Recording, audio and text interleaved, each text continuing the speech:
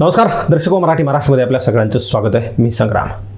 मागच्या 5 ते 6 दिवसांपासून सोशल मीडियावर काही विषय फार ताकदीने पुढे येत आहेत, व्हायरल होत आहेत। वारकरी संप्रदायाचे ते विषय आहेत पुरुषोत्तम महाराज पाटील, किशोर महाराज, शिवनीकर आणि बऱ्याचशा कीर्तनकारांनी त्याच्यामध्ये नंतर उडी घेतली।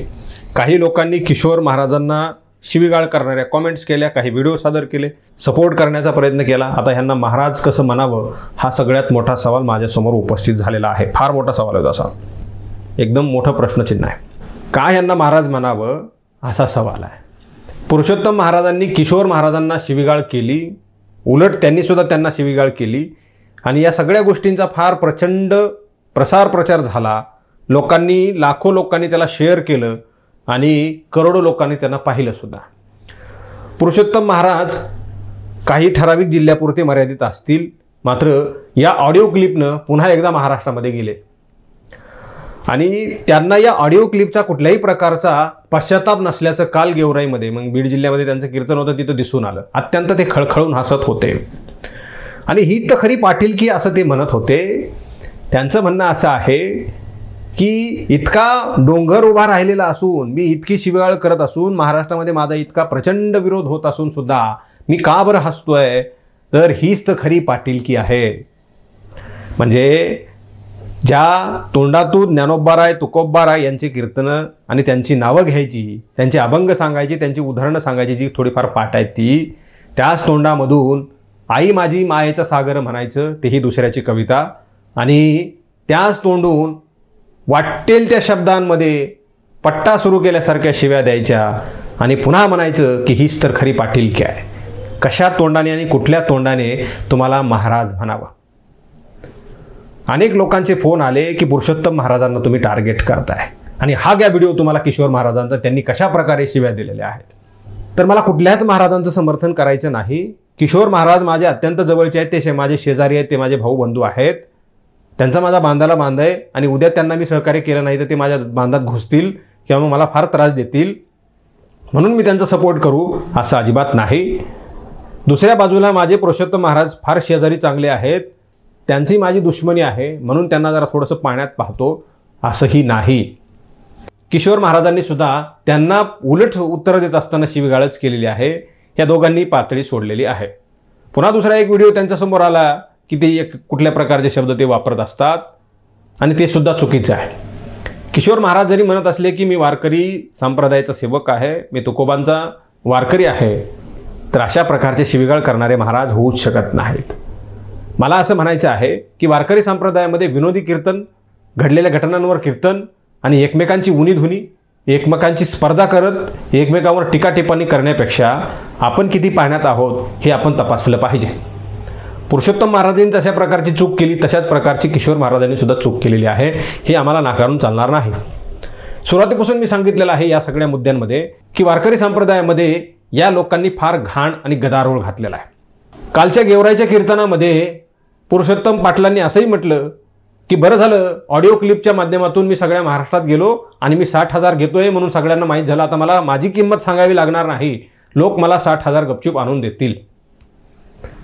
किती म्हणजे पातळी तुम्ही किती ओलांडता आहात, किती तुम्हाला पश्चाताप आहे आणि किती त्याचा आनंद आहे मी पब्लिश झाल्याचा। तुमच्या समोर 4 लोक उपस्थित होते, बाहेरच्या जिल्ह्यामधून तुम्हाला तिथं तुमचं कीर्तन ऐकायला 40-40 लोक आणावे लागले। हे तुमच्या आयोजकांनी सुद्धा काल सांगितलं की 40-40 लोक अमुक माणसांनी त्या जिल्ह्यातून आणली, तमुक माणसांनी त्या जिल्ह्यात आणली आणि मला 15 दिवसांपासून फोन करून सांगावं लागलं की कार्यक्रम आहे पुरुषोत्तम पाटलांचा, या तेव्हा कुठेतरी 40-50 लोक त्या ठिकाणी जमा झालेले आहेत। मला या सगळ्या गोष्टीमधून सांगायचं आहे की जे लोक कार्यक्रम आयोजित करतात ते लोक पैसा जमवण्यासाठी कार्यक्रम आयोजित करतात, पैसा कमवण्यासाठी करतात की देवाचं नामस्मरण करण्यासाठी करतात किंवा मग देवभक्ती करण्यासाठी करतात, वारकरी संप्रदायाचा प्रचार प्रसार होण्यासाठी करतात, काय नेमकं करतात हा सगळ्यात मोठा सवाल मला दुसरा पडलेला आहे।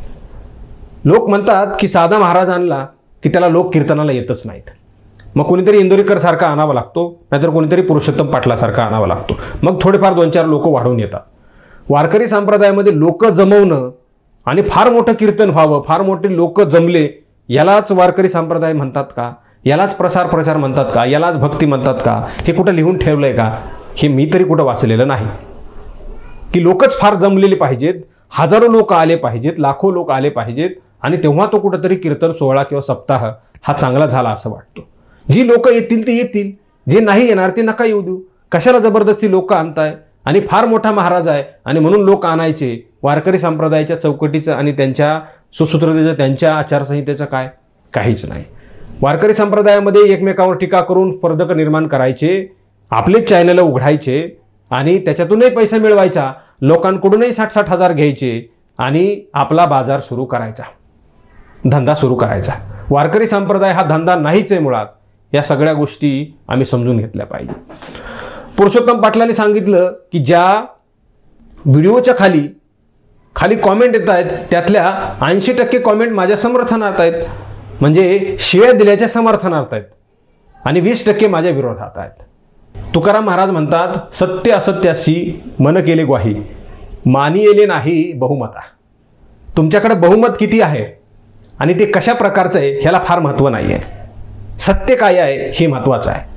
तुमच्याकडं 60 लोक 80 लोक कमेंट करणारे तुमच्या बाजूने असतील, मात्र ते कदाचित तुमचे लाभार्थी असू शकतात, कदाचित तुमच्या ते प्रेमात पडलेले असू शकतात, कदाचित तुमच्या आवाजाच्या जादूकडे ते झोकलेले असावेत म्हणून ते तुमच्या बाजूने असतील.